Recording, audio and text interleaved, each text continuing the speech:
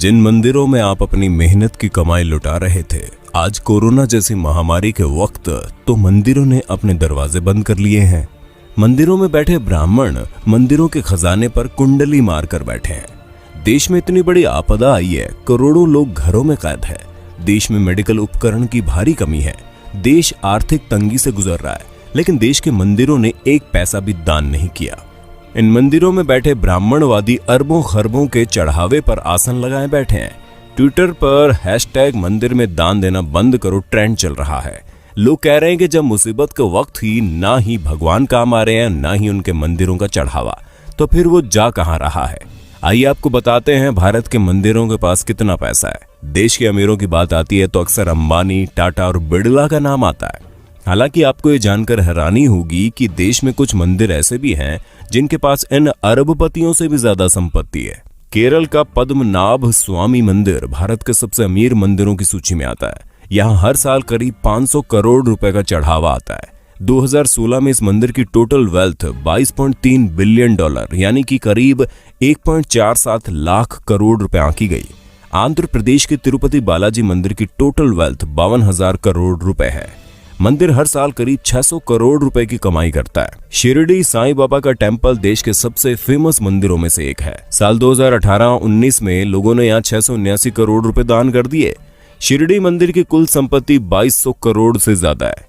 जम्मू के वैष्णो देवी मंदिर में सालाना 500 करोड़ से ज्यादा डोनेशन आता है। मंदिर के पास 1200 किलो से ज्यादा तो सोना ही है। वहीं मुंबई के सिद्धिविनायक मंदिर की सालाना कमाई 125 करोड़ से ज्यादा है। भारत में कुल 6,38,000 गांव है, 5,000 कस्बे और 400 बड़े शहर है। अमूमन हर गांव में मंदिर होता है। शहरों में तो देवी देवताओं के अलग अलग मंदिर होते हैं।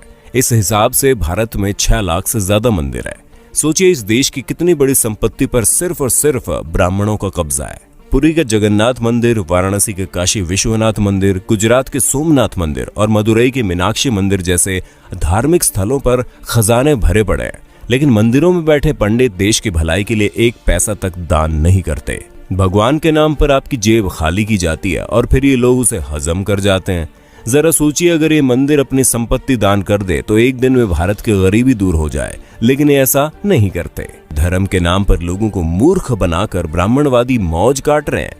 इसलिए अगली बार जब आप अपने बटुए से कोई नोट निकालें तो सोचिएगा जरूर कि आपके खून पसीने की कमाई पर कौन ऐश कर रहा है। मंदिर में या मस्जिद में सीमेंट की बोरी देने से पहले पड़ोस में देख लीजिए, अगर कोई गरीब हो तो आटे की बोरी पहले दीजिए। दान करना गलत नहीं है, लेकिन सोचने वाली बात है कि आखिर मंदिर में किए गए दान से किसका भला होता है। मंदिरों में दान करने वालों की मानसिकता क्या होती है। अपने देश में इतनी ज्यादा गरीबी है कि उनकी चिंता किसी को नहीं है। कई किसान भूख से मर जाते हैं, पर उनकी मदद करने के लिए कोई आगे नहीं आता।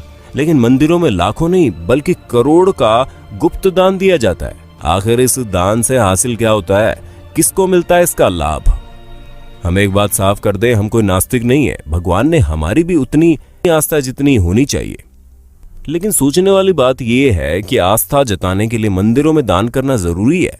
अगर नहीं तो फिर जो लोग मंदिरों में बेतहाशा दान करते हैं उनके पीछे की मानसिकता क्या है। क्या उनको भगवान से किसी बात का डर रहता है? क्या ऐसे लोगों को जो कि काले धंधे करते हैं उनके मन में बात रहती है कि वो भगवान के मंदिर में कुछ दान करके अपने पाप से बच जाएंगे? हमें तो लगता है ऐसी ही किसी मानसिकता के वशीभूत होकर ये लोग लाखों रुपए दान करते हैं। लेकिन इनके दान से किसका भला होता है? हमारे देश के बड़े बड़े मंदिरों की हालत क्या है, किसी से छुपी नहीं है। लाखों दान करने वालों के साथ वीआईपी और वीवीआईपी के लिए तो इन मंदिरों के द्वार मिनटों में खुल जाते हैं। इनको भगवान के दर्शन भी इनके मन मुताबिक समय पर हो जाते हैं। लेकिन आम आदमी को घंटों लाइन में लगे रहने के बाद भी कई बार भगवान के दर्शन नहीं होते। कभी कभी लगता है कि भगवान भी अमीरों के हो गए हैं, खासकर बड़े मंदिरों में विराजने वाले भगवान। शिरडी के साईं बाबा के दरबार के बारे में कहा जाता है कि वहां पर सभी को समान रूप से देखा जाता है। लेकिन हमारे एक मित्र ने बताया कि जब वो शिरडी गए थे तो वीआईपी पास से गए थे और उनको दर्शन करने में कम समय लगा। यानी वहां भी बड़े छोटे का भेद है। संभवतः अपने देश में ऐसा कोई मंदिर है ही नहीं जहां पर छोटे बड़े का भेद ना हो। किसी वीआईपी या फिर अमीर को हमेशा लाइन में लगने से परहेज रहता है। वे भला किसी गरीब के साथ लाइन में खड़े कैसे हो सकते हैं? लाखों का दान करने वालों को क्या अपने देश की गरीबी नजर नहीं आती? क्या ऐसा दान करने वाले लोग इन खैराती अस्पतालों, अनाथ आश्रमों में दान करने के बारे में नहीं सोचते। जिन आश्रमों में ऐसे बच्चों को रखा जाता है, जिन बच्चों में संभवतः ऐसे बच्चे भी शामिल हैं जो किसी अमीर की अय्याशी की निशानी के तौर पर किसी बिन ब्याही माँ की कोख से पैदा होते हैं, क्या लाखों दान करने वालों को अपने देश के किसानों की भूख से वो मौतें नजर नहीं आती? हम तो इतना जानते हैं कि किसी भूखे को खाना खिलाने से लाखों रुपए के दान से ज्यादा का पुण्य मिलता है। किसी असहाय और गरीब की मदद करने से उनके दिल से जो दुआ निकलती है वो दुआ बहुत काम की होती है। हम मंदिरों में दान करने के खिलाफ कतई नहीं है, लेकिन किसी भी मंदिर में दान उतना ही करना चाहिए जितने से उस मंदिर में होने वाले किसी काम की मदद हो जाए। जो मंदिर पहले से ही पूरी तरह से साधन संपन्न हैं, उन मंदिरों में दान देने के लिए कोई मनाही नहीं है। दान दो, लेकिन गरीबों का भी ध्यान रखिए। दान देता है लेकिन इतना दान गरीब नहीं दे सकता। गरीबों के लिए भी कुछ सोचो, गरीबों को दान देकर पुण्य कमाएं। एक और आध्यात्मिक गुरु निशाने पर। आध्यात्मिक गुरु कल्कि के आश्रम में छापे, 500 करोड़ की अघोषित आय का खुलासा, तलाशी में करोड़ों की नकदी और हीरे बरामद। बाबा और संतों की कड़ी में नया नाम अब आईटी और ईडी के निशाने पर है। नाम है कल्कि भगवान। आयकर विभाग ने आध्यात्मिक गुरु कल्कि भगवान के 40 ठिकानों पर छापेमारी की और 500 करोड़ से अधिक का काला धन बरामद किया। जानकारी के अनुसार पिछले कुछ दिनों से कल्कि महाराज के चेन्नई, बेंगलुरु, हैदराबाद और वर्दाईपलेम के करीब 40 ठिकानों पर छापे की कार्यवाही चल रही है। समूह के संचालक कल्कि गुरु और उनके पुत्र कई जगह वेलनेस कोर्स चलाते हैं। जांच से सामने आया कि इसके कर्मचारी और अलग अलग आश्रमों में से जो पैसे वसूलता था उसको हिसाब किताब में नहीं डालता था और उसका कहीं और निवेश कर दिया जाता था। इस धनराशि को भारत के साथ साथ अन्य देशों में भी निवेश किया गया था। आइए आपको बताते हैं कि आश्रम में छापेमारी में क्या क्या मिला। छापेमारी में अब तक करीब 500 करोड़ रुपए से अधिक की अघोषित आय का खुलासा हुआ। 43.9 करोड़ रुपए की नकदी बरामद की गई। अन्य देशों की मुद्राएं हासिल की गई जिनकी कीमत 18 करोड़ के बराबर है। 88 किलो सोने के आभूषण बरामद किए गए जिनकी कीमत 26 करोड़ के लगभग है। 1271 कैरेट के हीरे बरामद किए गए जिनकी कीमत 5 करोड़ आकी गई है। कल्कि भगवान के संचालित ट्रस्टों और कंपनियों के समूह ने भारत और कई विदेशी कंपनियों में मोटा निवेश किया है। इसमें कर मुक्त देश भी शामिल है। चीन, अमेरिका, सिंगापुर, संयुक्त अरब अमीरात आदि देशों पर स्थित ये कंपनियां विदेशी ग्राहकों से धन प्राप्त करती हैं। दस्तावेजों में खुलासा हुआ कि तमिलनाडु में हजारों एकड़ बेनामी जमीन है।